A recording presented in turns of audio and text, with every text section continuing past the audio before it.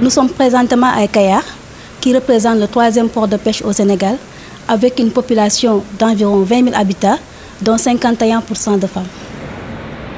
S'agissant des changements climatiques, le projet USAID Comfish a appuyé des études de vulnérabilité qui ont montré que la zone présente une forte vulnérabilité écologique, biologique et socio-économique.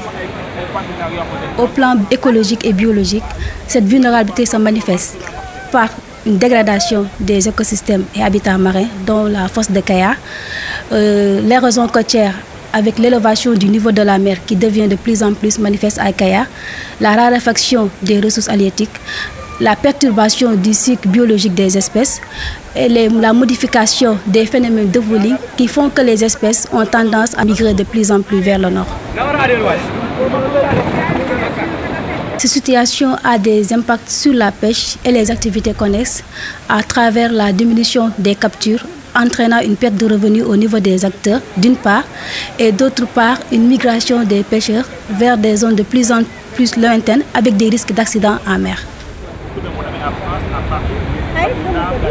Le projet d'amélioration des techniques de conservation et de transformation des produits de pêche à Kayar vise à améliorer la résilience des femmes transformatrices du GIE Mantoulaye à travers une meilleure valorisation des produits et l'autonomisation des femmes. Le GIE Mantoulaye a été créé en 1993. Elle est composée de 112 femmes. À travers des partenaires, elles ont pu bénéficier d'une unité moderne de transformation des produits halieutiques qui est la seule unité agréée au Sénégal. Les différentes activités du GIE sont la formation, la transformation des produits de la pêche, la commercialisation et les activités forestières.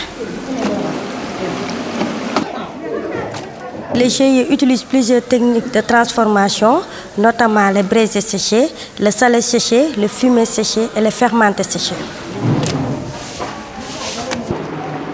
La production du poisson salé séché comporte plusieurs étapes.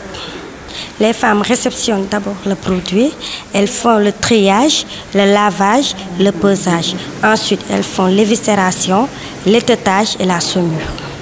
La commercialisation des produits se fait soit par commande, soit directement sur le marché.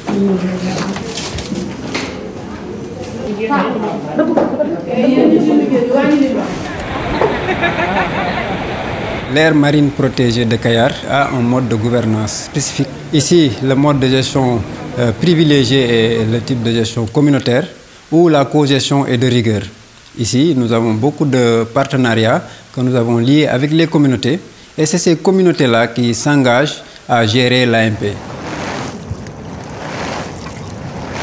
Le GIE des femmes transformatrices travaille directement avec l'AMP dans le cadre d'un projet de reboisement au niveau de la bande de Filao. Et ce projet a permis aux femmes de pouvoir générer des revenus à travers la coupe du bois de Filao, mais également de pouvoir faire un reboisement qui contribue à l'amélioration des conditions de reboisement de la bande de Filao. Tous ces projets permettent de contribuer à la lutte contre le changement climatique.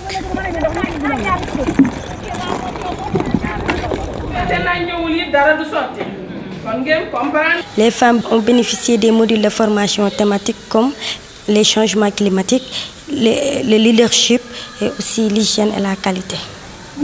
Les sessions de formation ont lieu tous les mercredis et se déroulent en langue locale sous forme de chants, de contes et de poésie.